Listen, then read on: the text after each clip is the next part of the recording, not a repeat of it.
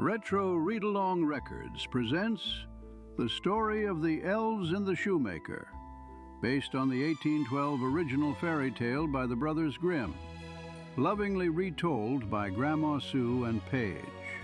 Today's story is rated Fox for light mischief, curious visitors, and the making of a very clever plan. To read along with your very own storybook, visit retroreadalong.com. I do believe that's Oscar's cue for me to begin our story.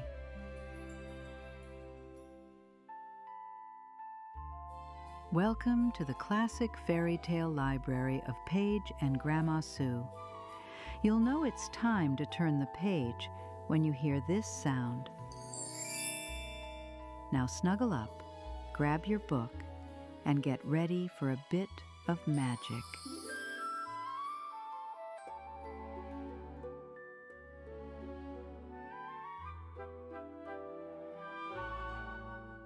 Once upon a time, there was a kind old shoemaker who had fallen on hard times.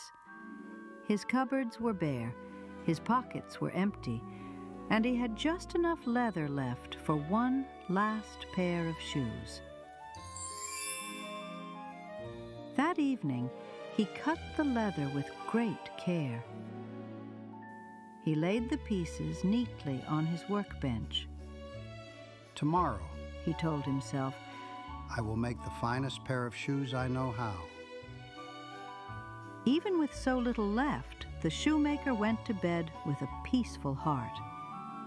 Why, you ask? Because he lived each day with honesty and always did the very best he knew how. So he got into his night clothes, said his prayers, and drifted off to sleep.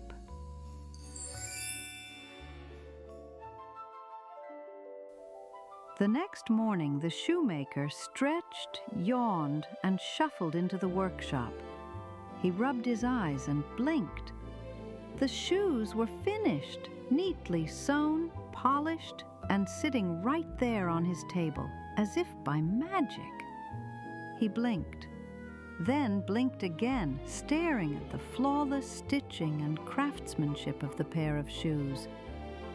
Now, wait just a moment. He said aloud. I didn't make those. I left pieces of leather here last night, didn't I? He looked again at the shoes. Then he looked at the door. But who?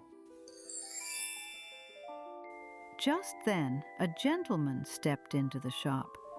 Ah, look at those fine shoes. He said, trying them on. They fit like they were made just for me.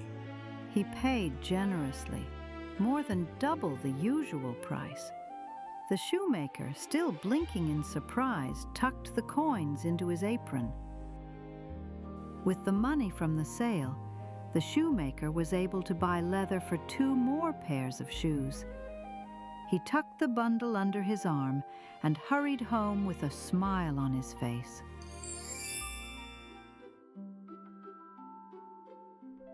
That evening, he cut the leather just as before and set the pieces neatly on his workbench. I'll get started first thing in the morning. He said, nodding to himself. But in the morning, the shoes were already finished again. And when customers came to buy them, they paid so well he could afford leather for 4 more pairs. The next morning, 4 pairs of shoes were waiting on the bench, just as before. Each pair was neatly sewn, polished, and perfect in every way. The shoemaker could hardly believe his eyes. Night after night, the same thing happened. He'd cut the leather, go to sleep, and wake to find the shoes already made. And before long, his cupboards were full, his pockets were heavy, and there was always leather waiting on the bench.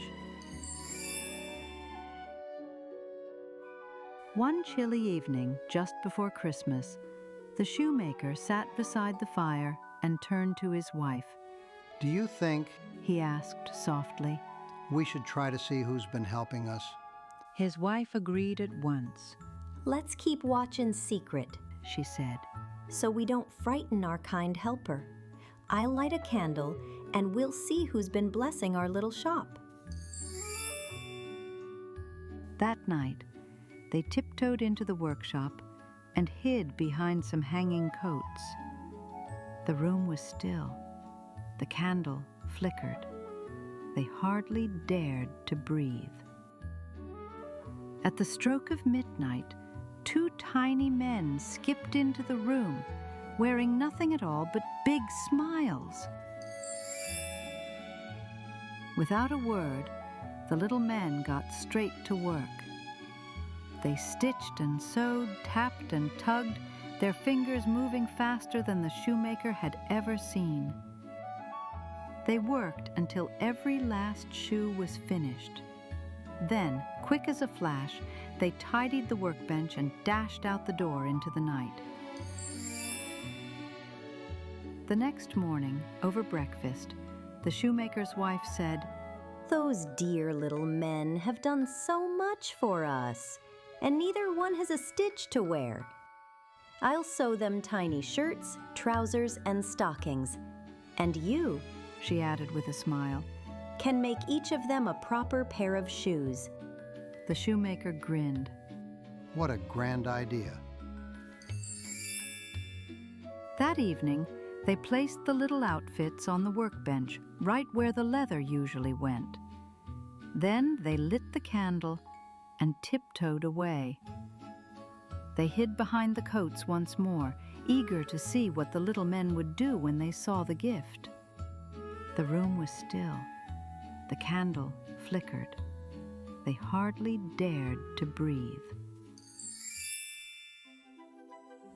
At the stroke of midnight, the little men skipped into the room. They stopped when they saw the tiny clothes, blinked in surprise, and burst into wide grins. They dressed in great haste, smoothing down sleeves and buttoning tiny coats. Then they danced across the room, laughing as they sang, Now we're boys so fine to see. Why should we longer cobblers be? After that night,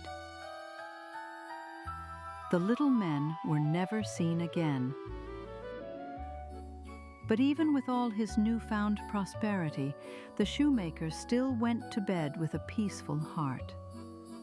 Why, you ask?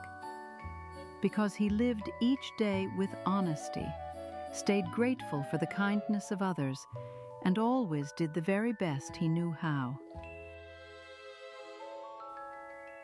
The end.